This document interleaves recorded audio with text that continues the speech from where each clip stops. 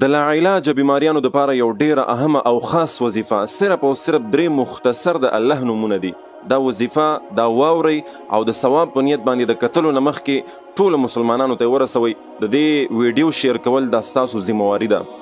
دا وظیفه دومره خاص وظیفه ده، دا یادو ساتئ.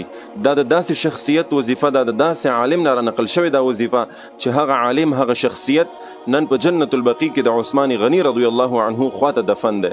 دومره بختور شخصیتو او دا وظیفه چې چا هم په یقین سره کړې ده، الله جل شانه هغه ته شفا ورکړي.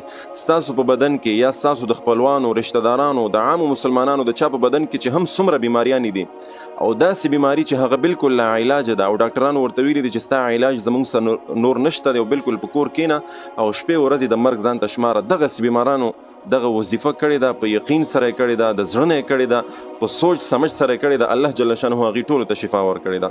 نو لہذا دا وظیفه زه تاسو درښودل غواړم او دا ستاسو ذمواري ده چې دا به نور مسلمانانو ته رسوئ، ځکه ډېر مسلمانان دغسې په کورونو کې پراته دي چې د خپل ژوند نه مایوسه شوي دي او دنیاوي طور سره څومره ډاکټران او څومره خلک چې دي هغې بالکل عاجز شوي دي، ورته ویلي دي چې ستاسو علاج موږ سره نور نشته او بس په کور کې د مرګ شپې ورځې ځان دپاره شمارئ.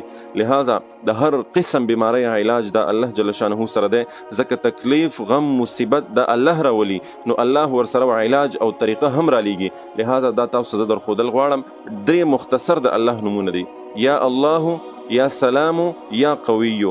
یا الله، یا سلام، یا قویو.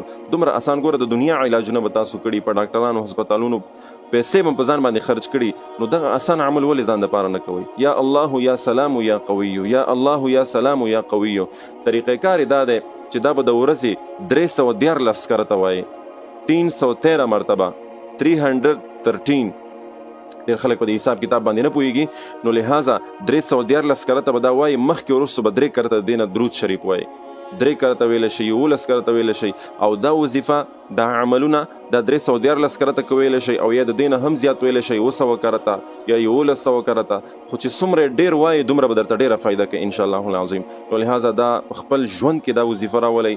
که روغ خلک دي هغې دې هم وایي، الله جل شانه د هر قسم ناعلاجه بیماریانو نه ساتي، د غټو بیماریانو نه به ساتي، د غټو مرضونو نه به ساتي. او کم خلک چې بیماران دي هغې دې هم وایي، که خپله ویلی شي نو ډېره بهتره ده، که نور څوک یې نشي که خپله یې نشي ویلی نو نور څوک دې ورته وایي او بیا دې په دغه باندې ورته اوبه هم دموي، خوراک دې هم دموي، په دې خپل جسم باندې دې چوف کوي. دغه ویډیو در سره شیر